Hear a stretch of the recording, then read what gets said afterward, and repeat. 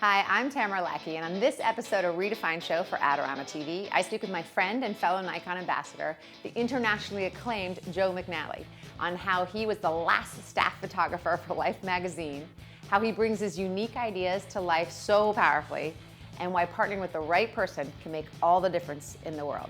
Check it out. Hey Joe, how are you? Hey Tamara, how's it going? Good. We've actually never done this before, even though we're friends and photographers and ambassadors and Adorama peoples. Yeah.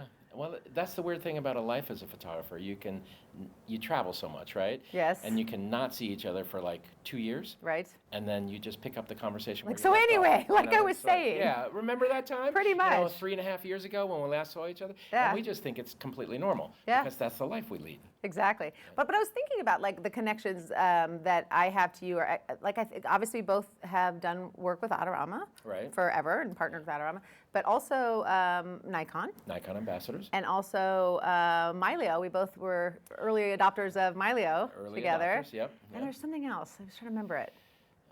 It was fascinating and genius.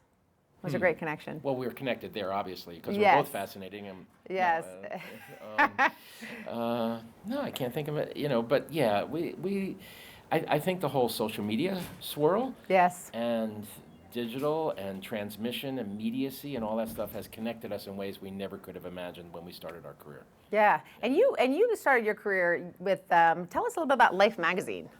Oh, wow. I started working for them in 1984. Yeah. Okay, and I kept working for them in one way, shape, or form or another right through the early 2000s. And even now, I guess, I've done things through 2 years ago for Life Books. So it's always been a brand, if you will, that I've loved and associated myself with. Incredible brand, too. I was the last staff photographer in the history of the magazine. There was 90 of us who transited that magazine when it was still alive and viable. But they had named it appropriately because it went through so many lives. Yeah. It got killed, it came back, it was a weekly, then it was a monthly, then it was a newspaper supplement, and then it became a book division. So I think the longevity of Life, I think, is a tribute to the power of pictures. Yeah, that's amazing. And what a distinction to have been the last staff photographer. I'm personally responsible for the death of photojournalism. Congratulations. Thanks. Well done. Thanks. Did you see Smitty? Was it Smitty? Which the one with Ben? Ben Stiller? Yeah. The Secret Life of Walter Mitty. Yes. The re-up. Yeah. Did you see that? Yeah, it was wonderful. Did it feel familiar? Absolutely. Because it was all about the demise of Life magazine, right? And it was actually filmed in the Time Life building, at least partially. Yeah.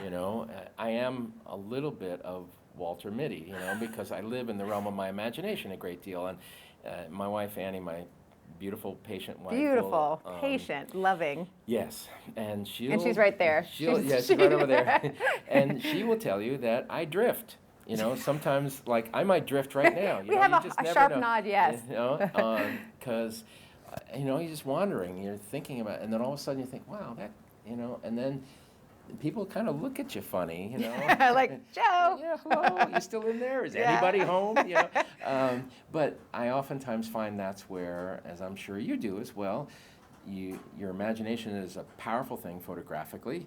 It implicates itself into your work, into your life, and if you can express it well, I think you'll end up with some good photographs because your imagination is close to your soul. Oh, I like that line.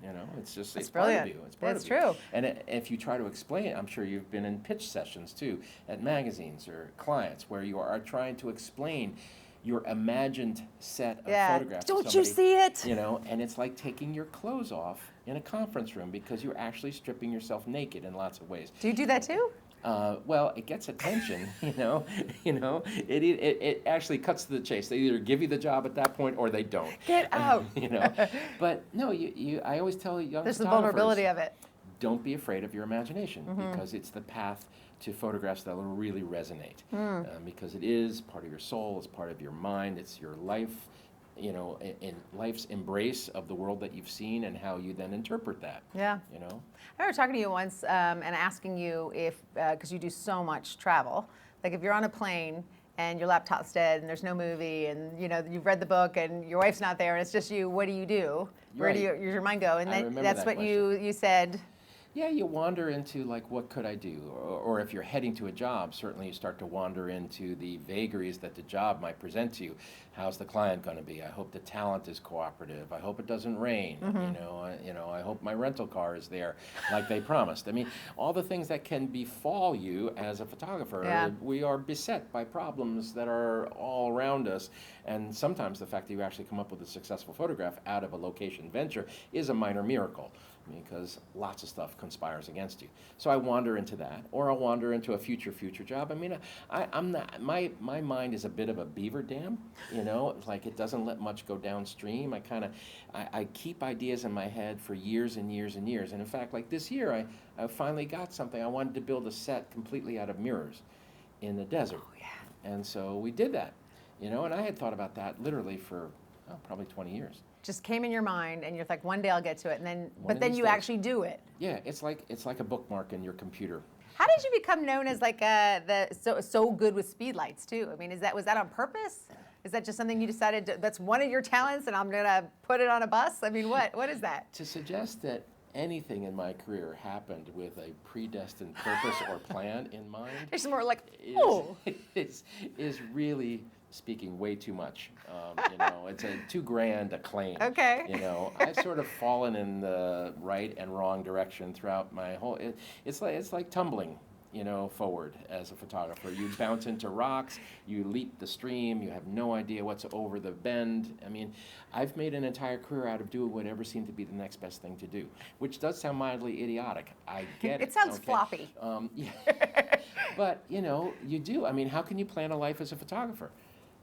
Yeah, because you don't know what's next. Yeah. The phone call comes in. Can you do this story? And maybe it's a sizable story, and it's a different kind of an experience that you realize you're getting yourself into. And I always describe this to young photographers too. You have to regard stories like that, especially ones that really terrify you, as gateways.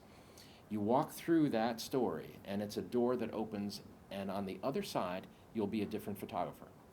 Because it changes you. Yeah. It just redirects your compass a little bit. And the telltale sign of knowing that this is an important story is how much you are scared to go do it. Interesting. If you're really terrified, you must go do that. Yeah. Because you'll be a different photographer on the other side. Win, lose, or draw. So the idea of saying, my career is a straight line, I ain't stopping for anybody, forget about it. Doesn't even work that way. To coin a phrase here in New York, forget about it. Forget about it. So where can people find out more about you? Well, they can stop by my blog, joe@joemcnally.com/blog. I'm on Instagram, Joe McNally Photo. Thank you so much, Joe. Such incredible work. Join us here next time on Adorama TV, and do not forget, you can subscribe to this channel, to Adorama TV, and see all kinds of amazing video content to peruse at your leisure.